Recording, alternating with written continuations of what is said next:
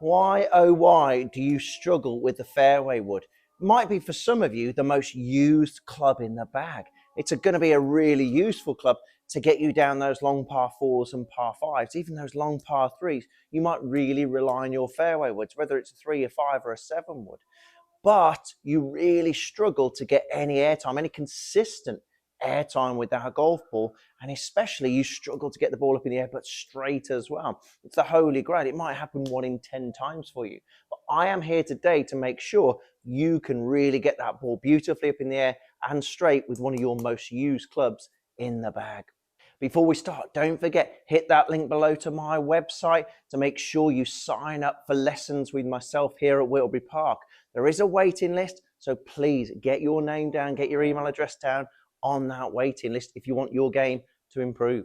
Fairway woods, what the heck have you got to try and do with them to get them to where they should be? Well, here's the thing with fairway woods. Some find them really, really easy to hit, but a lot of you out there I know really, really struggle. They look quite cumbersome, but they're really, really easy to use if you've got the right know-how, or if you're really, really lucky, you've never had a lesson on them. Some of you can get that ball up beautifully, but unfortunately, as I say, a lot of you can't. And I am here today to explain why that will happen. So first things first, let's have a look at this fairway wood. It is really nice and long in the sole. So what we have to make sure is we get that club to the ground. Because one big reason why that golf ball won't go up in the air is because that club is not hitting the ground. This club was designed to hit the ground. This sole, really nice and long, was designed to hit the ground. But be careful. Do not thump that club into that ground.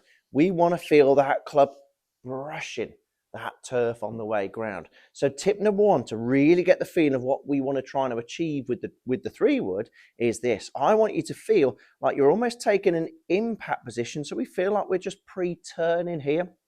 You can see the handle slightly ahead, but I want you to feel like you're just pushing that golf club into the ground, scrape it along the ground for, let's say, a foot or two, and then we can lift off with that golf club.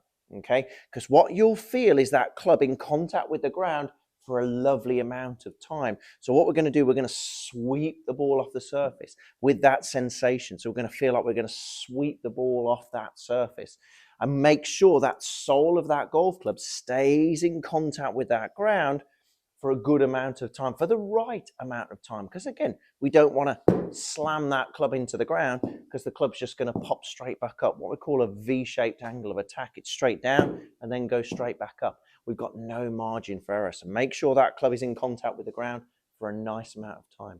Secondly, you have to make sure you are nice and wide. What does that mean? Well, in other words, when you get to that top of that backswing, I want you to feel that you're making sure your club is a good distance away. In other words, don't want you to keep your arms straight. Don't get mistaken. I'm not trying to tell you to keep your arms straight. What I am saying to you is we want that feeling that club is further away from us.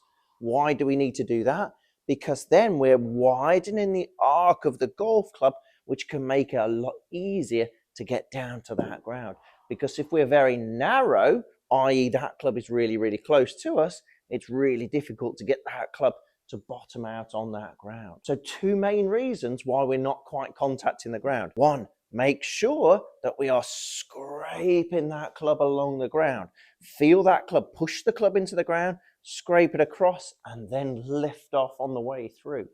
Secondly, when you take it to the top of that backswing, I want you to make sure you're nice and wide. Feel that club way above you, not too close, a lot further away to get that club back to the ground. And put those two together and you've got